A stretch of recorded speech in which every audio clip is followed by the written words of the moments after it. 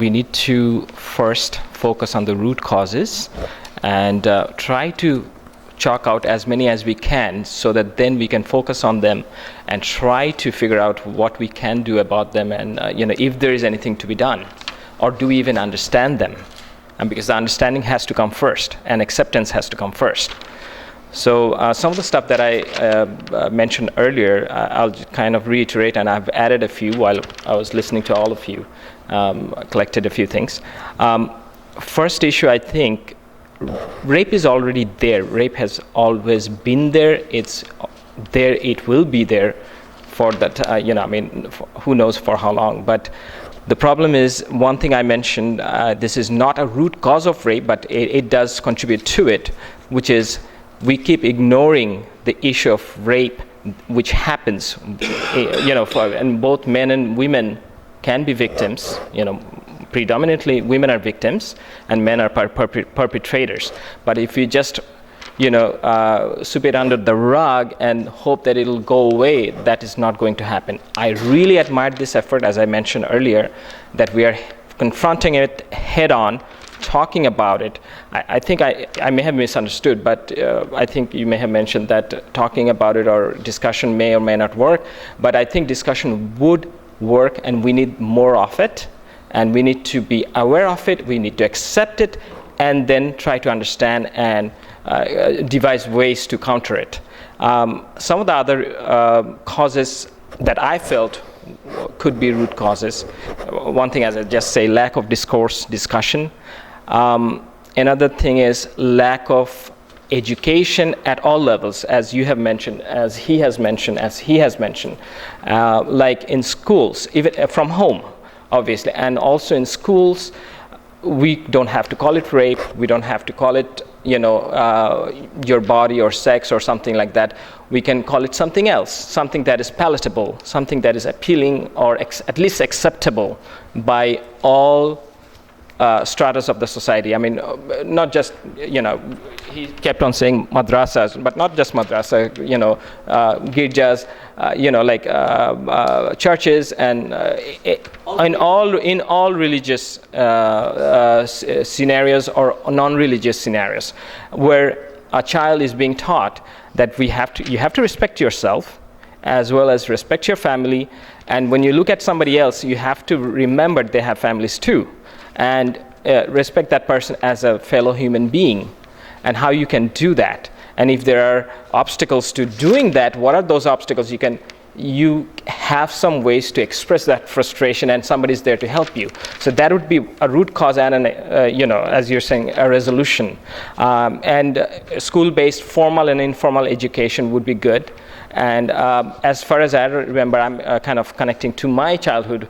When I was growing up during adolescent time, nobody was there to talk to. Nobody. I mean, I was scared to even talk to all the changes that I've going through with my parents. Luckily, I had a doctor uncle who I did ask, but much later, when I've gone through all the frustration and everything that has come through, and I learned from younger kids, even my younger brother, if I can say. And I was extremely confused, extremely frustrated, and I'm sure a lot of young men and women go through it, in their early childhood days. And that we need to have anonymous help, whether online, whether through phone, where people are not embarrassed to ask, and that culture has to go. And then, as I said, lack of school and religious center level education, and also we can complain about our administration, but this is something we cannot change readily. This has been going on for a long time, and they are ingrained in our society, and there's a big force, and we cannot really fight them directly. And as we saw in the video, the administration may not be much of a help, as I mentioned. One more thing, lack of reporting, anonymity in reporting procedures. somebody said it was only 2% of the rape cases get reported. So if there is anonymity of the person who is reporting and who will not face any negative situation due to their reporting issues, there will be more reporting, more openness, and as more cases get reported and accepted and heard, people will become more conscious, and I think that would indirectly help reduce incidents like that, because as people become more conscious and start talking more about it, lack of empathy in the sides of journalists, I think somebody mentioned, you mentioned that it's very salacious, and they sensationalize it, the whole process, so that more paper is sold rather than helping the victim or keeping the victim's name.